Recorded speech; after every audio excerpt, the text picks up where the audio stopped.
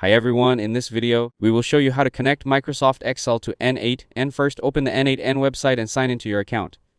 Click Add First Step to create a new workflow. In the search bar, type Microsoft Excel and select it from the list of available nodes. Now choose whether you want to use a trigger or an action depending on your workflow. If you're using a trigger, select the trigger option. Next, choose the trigger interval. You can set it to run every second, minute, hour, or day, depending on how often you want n8n to check your Excel file. You can also customize the schedule by selecting the number of hours between triggers or choosing the specific minute when the workflow should run.